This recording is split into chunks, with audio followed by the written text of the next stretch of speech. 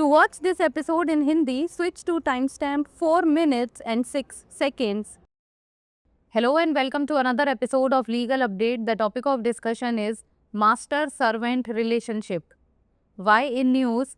Recently in the Joint Secretary Central Board of Secondary Education versus Raj Kumar Mishra case, the Supreme Court held that a direct master-servant relationship must be documented for an employment claim. Background of the case: Raj Kumar Mishra, a junior assistant at CBSE, was employed through a contractor, MS Manpower Security Services, and his services were terminated in 1999 via an oral order which he claimed was illegal. Conciliation proceedings between Mishra and CBSE failed, and the matter was referred to the Central Industrial Tribunal in Kanpur for further examination. The tribunal ruled that Mishra was an employee of CBSE, awarding him Rs 1 lakh as compensation but did not order reinstatement.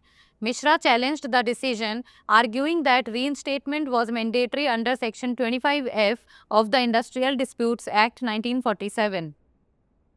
CBSE maintained that Mishra was a contract worker and not a direct employee, presenting contractor bills as evidence. The dispute focused on the nature of his employment relationship with CBSE. Court observation: the bench of Justices Ehsanuddin Amanullah and Prashant Kumar Mishra emphasized that establishing a master-servant relationship requires conclusive documentary evidence, rejecting the notion that supervisory control alone defines such a relationship. The court found that mere posting at various locations and performing different duties does not automatically establish a master-servant relationship or direct employment, underlining the need for substantive proof. In the absence of compelling documentary evidence, the court decided not to remand the matter to the Labour Court, quashing the previous awards and setting aside the High Court's remand orders. Section 25F of the Industrial Disputes Act 1947. Section 25F of the Industrial Disputes Act 1947 deals with the conditions precedent to retrenchment of workmen. Section 25F mandates specific procedural and compensatory requirements that an employer must strictly follow before retrenching a workman who has completed continuous service of not less than 1 year. The provision establishes 3 critical conditions precedent to lawful retrenchment: providing 1 month's written notice to the workman, explicitly stating the reasons for retrenchment, alternatively paying full wages in lieu of the notice period, or ensuring complete wage compensation equivalent to 15 days average pay for each completed year of continuous service.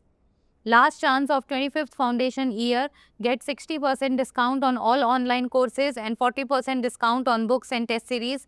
This offer is valid until 27th of March. Download the Drishti Learning app or give us a call at 87501 87501.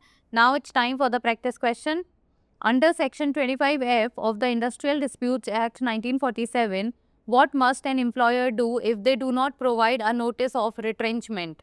Pay half of the wages in lieu of notice, pay full wages in lieu of the notice period, provide 2 months' wages in addition to the notice period, or give a written apology to the workman. Send the answer of this question in the comment section. That's all for today. Thank you so much for watching. स्वामी और सेवक संबंध चर्चा में क्यों?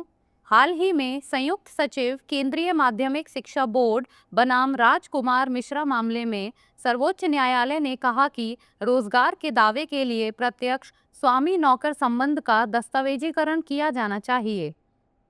मामले की पृष्ठभूमि: CBSE में जूनियर असिस्टेंट राजकुमार मिश्रा को एक ठेकेदार मेसर्स मैनपावर सिक्योरिटी सर्विसेज के माध्यम से नौकरी मिली थी और उनकी सेवाओं को 1999 में एक मौखिक आदेश के माध्यम से समाप्त कर दिया गया था, जिसे उन्होंने अवैध बताया था।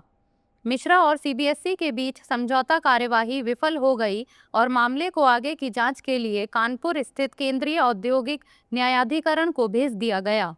न्यायाधिकरण ने फैसला सुनाया कि मिश्रा सीबीएसई के कर्मचारी थे, उन्हें मुआवजे के तौर पर 1 लाख रुपए दिए गए, लेकिन उन्हें बहाल करने का आदेश नहीं दिया गया। मिश्रा ने इस फैसले को चुनौती देते हुए तर्क दिया कि औद्योगिक विवाद अधिनियम 1947 की धारा 25F के तहत बहाली अनिवार्य थी। सीबीएसई ने कहा कि मिश्रा एक अनुबंधित कर्मचारी थे, ना कि सीधे कर्मचारी, और उन्होंने ठेकेदार के बिलों को सबूत के तौर पर पेश किया। विवाद सीबीएसई के साथ उनके रोजगार संबंधों की प्रकृति पर केंद्रित था। न्यायालय का अवलोकन।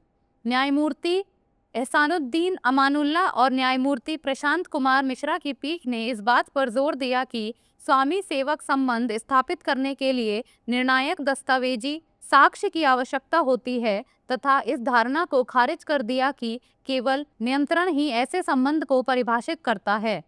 न्यायालय ने पाया कि विभिन्न स्थानों पर नियुक्ति और विभिन्न कर्तव्यों का पालन करने मात्र से स्वतः ही स्वामी सेवक संबंध या प्रत्यक्ष रोजगार स्थापित नहीं हो जाता, तथा इसके लिए ठोस सबूत की आवश्यकता पर बल दिया।